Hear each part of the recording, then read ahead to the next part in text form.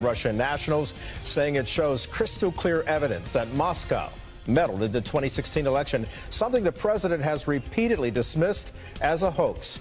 Good evening, I'm Kelly Wright. This is the Fox Report. The White House claiming vindication over Mueller's 37-page indictment, which blows the lid off an elaborately choreographed Russian effort to disrupt America's electoral system. President Trump reacting, pointing out that the operation began in 2014 before he declared his candidacy. The White House touting it as further evidence that there was no collusion with the Trump campaign. It did not affect the outcome of the election whatsoever. What the Russians were trying to do, as outlined by Deputy Attorney General Rosenstein, was create chaos in the American election system. And I'll just say this. There are two groups that have created chaos more than the Russians, and that's the Democrats and the mainstream media, who continued to push this lie on the American people for more than a year. The indictment details how a businessman with ties to Vladimir Putin funded the multi-million-dollar operation, which included a ground game along with targeted trolling on social media. National Security Advisor H.R. McMaster reacting at the Munich Security Conference. We would love to have a cyber dialogue when Russia is sincere about curtailing its sophisticated form of espionage, what you might call this modern-day sort of form of Maskirovka, enabled by modern technology. Ellison Barber is following all this from Washington. She joins us now. Ellison?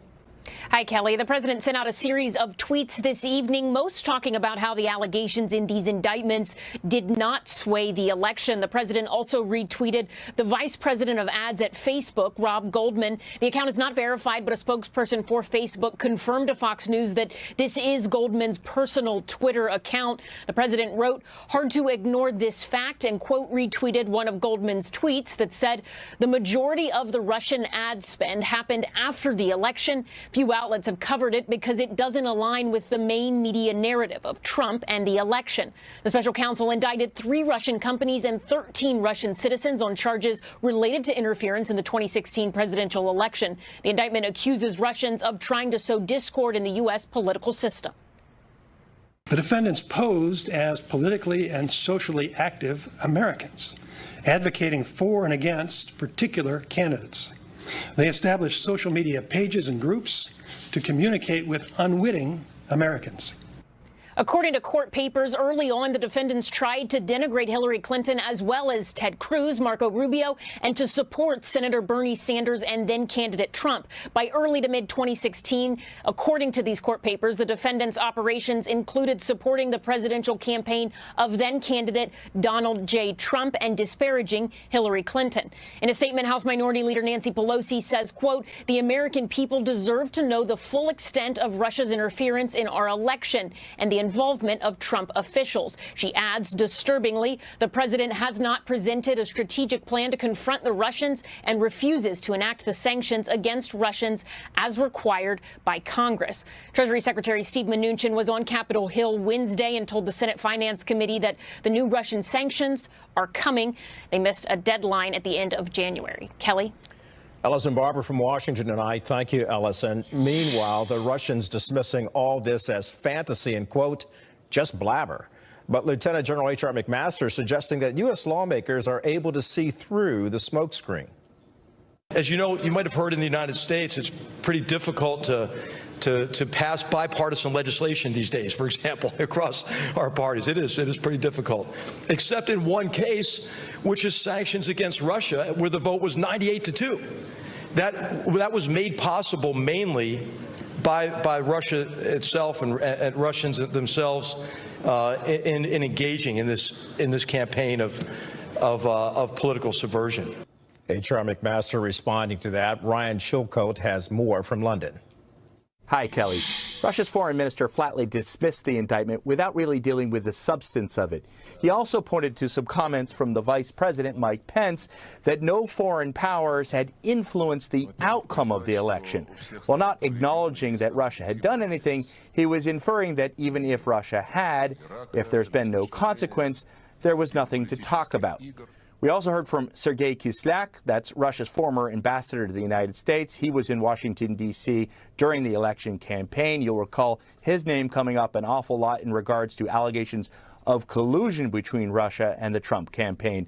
Today, he said he questioned American law enforcement's truthfulness and accuracy when it came to Russia and suggested the allegations against Russia were partisan, that Russia was simply being scapegoated by law enforcement to get at Trump. Finally, we heard from Yevgeny Prigozhin, a.k.a. Putin's chef, because his catering company does a lot of the Kremlin's banquets, and he's close to the Russian president. Prigozhin is the most important of the 13 Russian individuals named in the Justice Department's indictment. Prigozhin's response? Well, just after the indictment came out, he told a Russian news agency, Americans are very impressionable people. They see what they want to see. Incidentally, there's some video out of what the AP believes is the new headquarters of a troll factory in St. Petersburg, Russia, that the Justice Department says was used to launch that influence campaign and interfere in the U.S. election and was funded by Mr. Prigozhin. Kelly? Ryan Chilcolt in London. Thank you, Ryan. Well, for more on this, let's bring in Jamie Weinstein, host of the Jamie Weinstein Show podcast at the National Review Online and founding partner at JMW Strategies. Jamie, thank you. Before we get into this, it seems on the surface that Russians are bemused by this, actually looking at this and kind of laughing at the United States. I want to go to something that Daniel Hoffman said earlier today on Fox News. He talked about that man right there, Vladimir Putin, stating that perhaps Vladimir Putin wanted to be discovered. Let's listen. But it was also an eminently discoverable operation with breadcrumbs leading back to this Internet Research Agency, which Prigozhin is running. He's Putin's longtime chef. They've known each other for many years. And it should have been, I think it's something that Putin wanted to have been discovered. Jamie, that adds a different twist to this. The question being, if Daniel's right, why would Putin want to be discovered? What kind of message is he trying to send to the United States? Well, I think he doesn't mind being discovered because it actually helps his ultimate goal. His goal was to create chaos. Later, as the intelligence community suggests, he decided he wanted to get behind Donald Trump's campaign. But still, the goal was to create civil strife and chaos in American society. And what his kind of smiling wink at all this is he's seeing that it's doing exactly that. You have people on the right and on the left creating their own narratives out of this. Either Donald Trump is definitely guilty or he's definitely innocent, and all it does is create further chaos. So I can understand why Vladimir Putin is sitting back and smiling. And to your point, a lot of people would have to agree with your point because of the fact that it seems that the Russians are trying to pit American against American, including racially, blacks against whites, and everything that was going on, and anti-Trump and pro-Trump against each other. The critics of the Trump administration, however, Jamie, have argued that President Trump is not focusing on Russia's interference in our election as he should be. They go on to argue he's only concerned about validating that there was no collusion between his team and Russia. But now, how will those critics respond to President Trump's national security advisor, H.R. McMaster's statement made during that international conference we saw taking place in Munich, making it clear that he believes Russia's interference in the 2016 U.S. elections is beyond dispute? Well, there is a disconnect sometimes between what the Donald Trump administration, members of the administration says, and what the president himself sometimes says. Sometimes his administration officials are much tougher on Russia, at least rhetorically, than Donald Trump is. Remember, when Donald Trump met with Putin abroad recently, a few months ago, he says that Putin told him that he had nothing to do with the election, which contradicted what the intelligence community has said to him, our own intelligence community, that said that Putin directed it. So sometimes you'll hear H.R. McMaster or some other national security officials in the administration talk tough about, it's very clear that Russia meddled. But when you ask Donald Trump himself, depends on the day whether he'll agree with them or suggest, who knows, we're not so sure. So you see this disconnect a lot. Yeah, absolutely. Looking ahead, quite a few intelligence agencies are concerned about Russia's involvement, or at least its attempt to interfere with the United States electoral process. And they're looking particularly segue to what might take place during the midterm of 2018 this year and then on to 2020. I want to bring up a statement made by Dan Coats earlier this week, the Director of National Intelligence. Listen to what he has to say about his concerns about that. There should be no doubt that Russia perceived that its past efforts as successful and views the 2018 U.S. midterm elections as a potential target for Russian influence operations. Frankly, the United States is under attack. Under attack. That's from Dan Coats. So given that type of information, what position should the Trump administration now take place? Should they be looking at enforcing or imposing those sanctions that Congress has already proposed? Well, you would think they would. And, you know, a lot of their critics say they haven't taken this issue seriously enough, even as the Trump administration has done some things that are fairly tough on Russia, like giving more weapons to the Ukrainian government to fight the separatists there. But, you know, they think they should go further with sanctions. But you don't, you know, this is no mystery. You can turn on RT, which is the Russian propaganda network, and these themes are highly visible. The goal of Russia is to create chaos within American society to further polarize us and undermine kind of our cohesion. You know, they're doing it openly, they're doing it covertly, and as you saw with these indictments, they have been doing it for some time. Bottom line is, how should Americans view this? Is it politicizing it, or is it looking at it for what it appears to be? And that's the fact that some Russians, at least 13 Russians and 3 Russian organizations, were willfully trying to engage with Americans who unwittingly, according to the Assistant Attorney General, participated in this.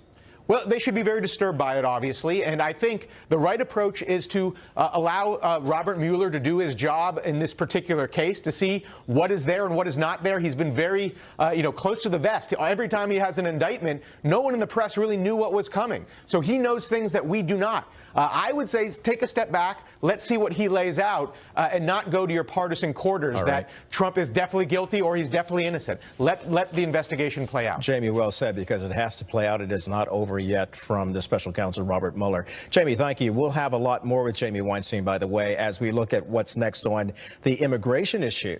The debate now moving to the House after several measures fell short in the Senate.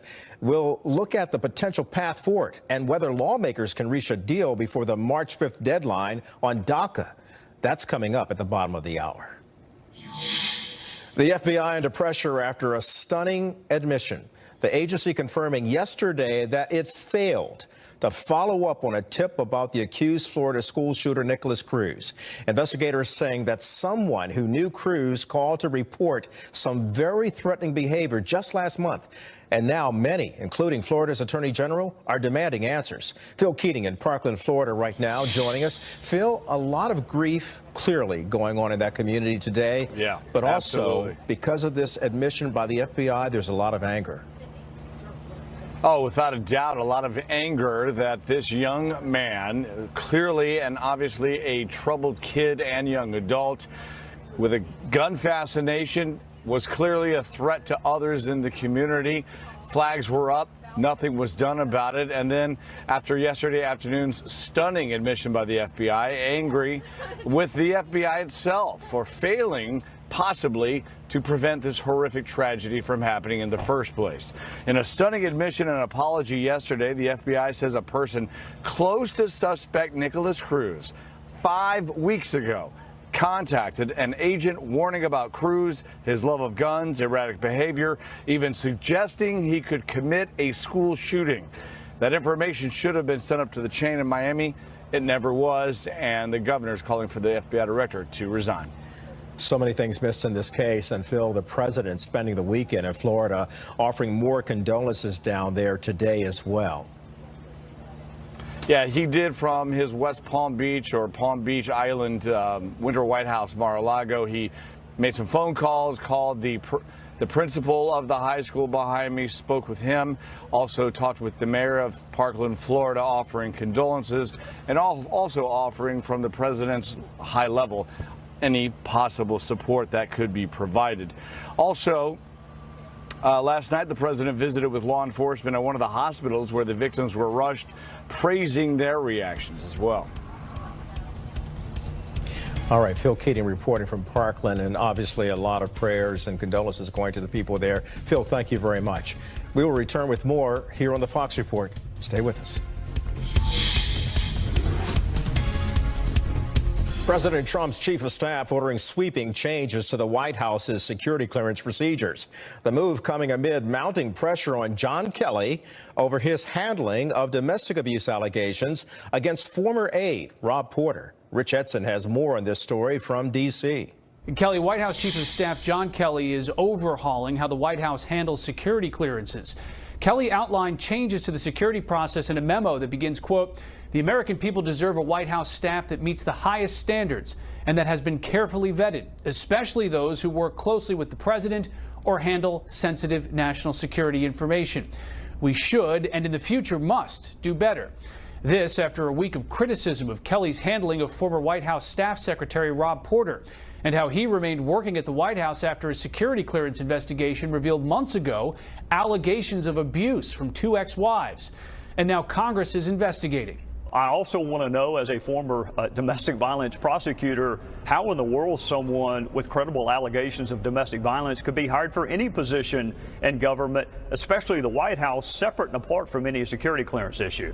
Kelly is directing the FBI to personally brief the White House counsel on its findings and raise any information Kelly describes as significantly derogatory within 48 hours of discovering it. He says he expects to receive updates on all pending White House background investigations at least once a month and as situations arise. Kelly says the White House will revoke all interim top security clearances for those whose investigations began June 1st or before.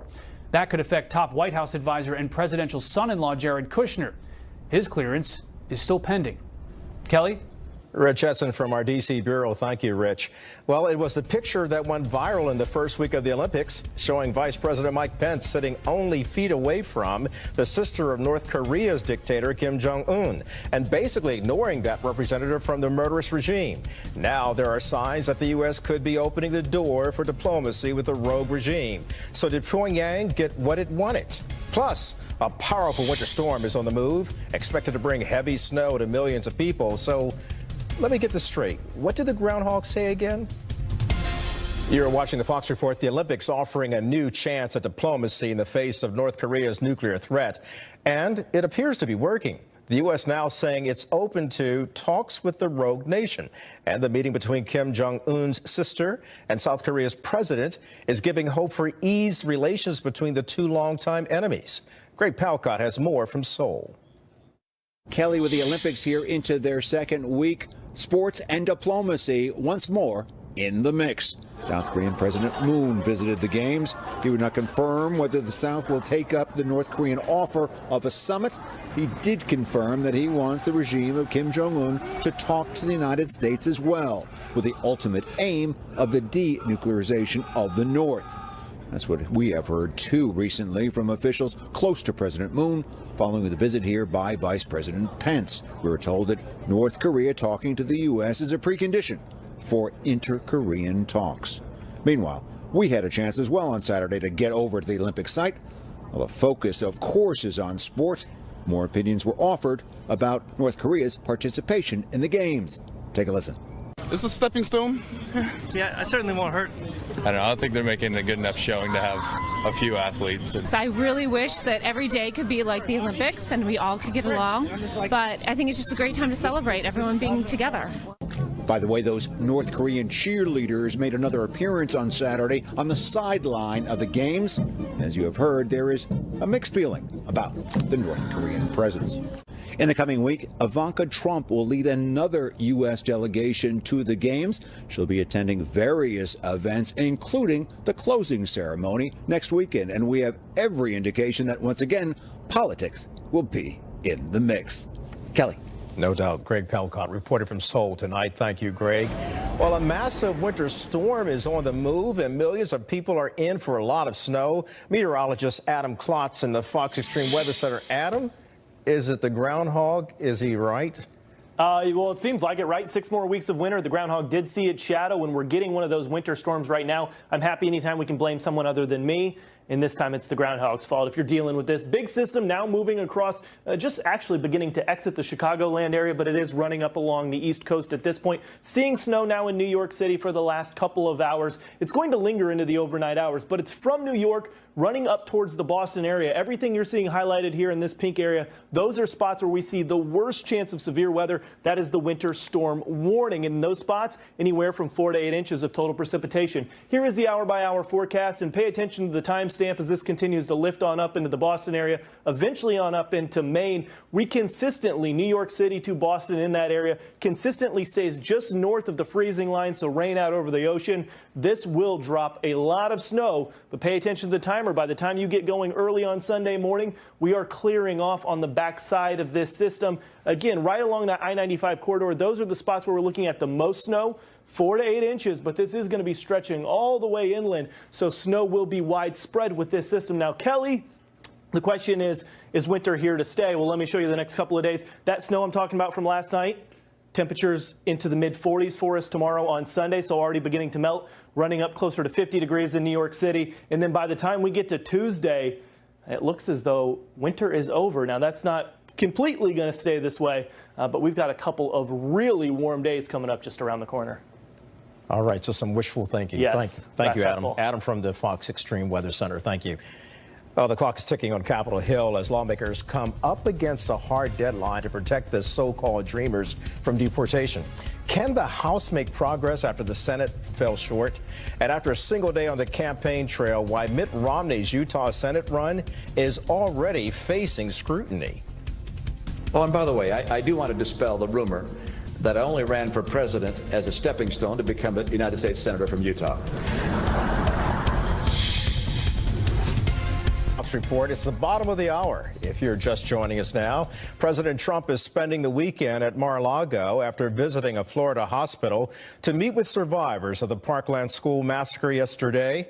Today, the president once again reached out to officials in Parkland and Broward County by phone to extend support and condolences. The tragedy in South Florida came during a week when the White House faced a major setback on Capitol Hill. Lawmakers are looking for a path forward on immigration after a week of open debate in the Senate ended in failure. House Republicans are now touting their own proposal, seen as further to the right of the White House plan. The main author of that new bill, House Judiciary Chairman Bob Goodlatte, saying his chamber needs to keep the debate alive. It is very important that the president, by ending the DACA program because it was unconstitutional, and then turning to the Congress and saying, fix it, created an opportunity to put this issue on the front burner, and it's very important that it stay there. I think most House members want to go home and say they addressed the DACA situation and that they are securing our borders and keeping Americans safe. And when we do that, I think the Senate will be forced to revisit this issue. Meantime, the White House apparently not backing off its four-pillar immigration plan, even though a similar proposal earned only 39 votes in the Senate.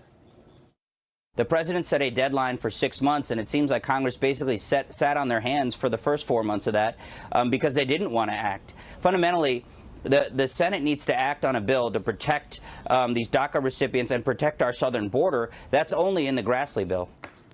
Kevin Corke is reporting from West Palm Beach near President Trump's Mar-a-Lago resort. He joins us now. Kevin, good to see you.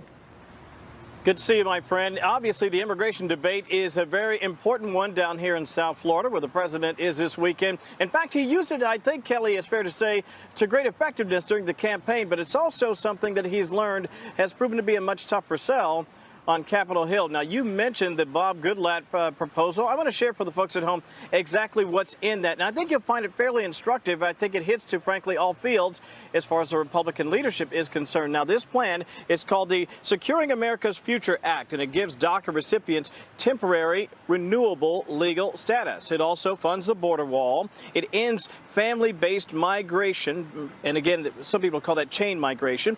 It also scraps the diversity visa lottery program. So if you look at it on its face, I think you could say this sounds a lot like what President Trump has called for in the past. White House Principal Deputy Press Secretary Raj Shah says while the president is willing to make a deal on DACA in particular, there are some markers that have to be met or no deal. And with that, we want to see border security, a southern border wall, as well as ending the system of extended family chain migration, ending the visa lottery system. These are proposals that have bipartisan support. We're very disappointed that Senate Democrats don't want to embrace these proposals. Raj Shah speaking there. Now, as the debate rolls on, the federal government's crackdown on illegal immigration widened on Friday with the announcement that a 5-day sweep led to the arrest of more than 200 undocumented immigrants and the targeting of more than 120 businesses in Southern California. House Speaker Paul Ryan is expected to visit with the president at Mar-a-Lago tomorrow. The men are expected to discuss the GOP agenda moving forward, and it is a pretty good bet that immigration will either be at the top or certainly near the top of the ledger of items to discuss. Now, you also pointed out something. The president made a few phone calls this afternoon to some of the leaders here in South Florida, among them the mayor of Parkland, Florida, the Broward County commissioner, and the high school principal where the shooting took place. Once again, reiterating, Kelly, I think what all of us would say, America stands with you, Parkland, at this time of need. Back to you. Certainly a message that a lot of people would like to hear from the president. Kevin Corke reporting from Mar-a-Lago. Thank you, Kevin. Let's bring back Jamie Weinstein right now, host of the Jamie Weinstein Show podcast and the National Review Online and founding partner at JMW Strategies. And let's talk about this issue called immigration.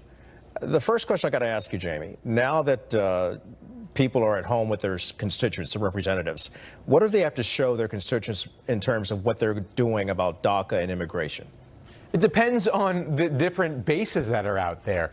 In some extent, it seems like some of these bases just want a continued fight unless they get 100% of what their particular sides are asking for. What's interesting right here, it seems that the contention right now is not on illegal immigration. There seems to be some sort of bipartisan consensus to legalize 1.8 million dreamers. That was moving to a compromise from the Republican side, the president's compromise. There seems to be some sort of compromise on the Democratic side to fund some sort of border wall and border security. But the fight is over legal immigration, what that should look like going forward. Should there be cuts in illegal immigration? What should the composition of legal immigrants be? Should it be chain migration? Should it be, more skilled, merit-based? That seems where the contention is. So that's where the fight is right now. Yeah, it appears to be that way. And as Kevin Corke pointed out in his report from Mar-a-Lago, he went on to say, he talked about Bob Goodlatte's proposal, and in that, it talked about all those things you just talked about, the temporary legal status for the DACA recipients, which would be the Dreamers, ending chain migration, as well as scrapping the lottery for diversity, and, of course, building that border wall. Now, when you look at on the surface, it appears that that's the same thing that the Senate was trying to do this past week and failed 4 times, bringing it up for a vote. So where's the bone of contention? How do you get this over the hurdle, through the goalposts? Yeah, I don't see that one getting over the hurdle. I mean, I think it's even more to the right than the Grassley bill that failed in the Senate. It does less it's temporary for the Dreamers. It doesn't make a permanent path. It has to be renewable. I think it's a non-starter in the Senate. So, I mean, maybe there's a stopgap measure. If you remember, before the president had his 4 pillars that must be in this bill, he had that publicly televised immigration meeting with members of both parties, and he said, just get me a bill and I'll sign it. He'll sign it, exactly. We'll have a 2-track system. We'll do the first track that deals with the DACA, then we'll deal with all the other issues like legal immigration. So it seems like he's now moved from that position that you have to have all 4 pillars hit in these bills. So perhaps he moves back and there's some sort of compromise bill that gives him, some money for the border wall in terms for the Dreamers. As you mentioned, Jamie, that failed in the Senate. So. Yeah, caught up in the middle would be the Dreamers, the 1.8 million that the president said he wanted to give a pathway to citizenship as long as he got the $25 billion for his border wall and the rest of his 4-pillar approach to resolving the immigration issue. But Scott Taylor out of Virginia had this to say about it. Let's listen to the Representative Scott Taylor of Virginia. I don't think that the fact that there are competing proposals negates the responsibility for us to get something done, and both in the House and the Senate and the White House. That being said, it's political science 101, right? You got the left over here and the right over here, and you got to find something that gets in the middle that gets enough votes to get across the finish line. Jamie, he says it so well, the gentleman from Virginia, but is anyone listening in Washington? who knows? I mean, this has failed several times before, despite, a pretty clear consensus on certain issues. You have to think in some cases there's politics involved. Both Republicans and Democrats see a value in keeping this issue alive. If the only people that suffer in this scenario are the dreamers who are looking to get some sort of permanent status so they can go on with their futures. Absolutely. Before I let you go, they face a March 5th deadline, but because of the courts, that might be extended, as you know, but then it just reverberates on and on, and they never get any permanent status or solution. Exactly. It might be extended and they might have some reprieve, but at the end of the day, they have to plan their lives. And it's hard to plan your life from one extension to the next. Oh, Jamie Weinstein, thank you for your perspective on all of this. Thank you. I'll look for your podcast again. Thank you. Well, Mitt Romney delivering the keynote address at Utah Republicans' Lincoln Day dinner. This just hours after announcing his run for the Utah Senate seat after Orrin Hatch announced he was not seeking re-election.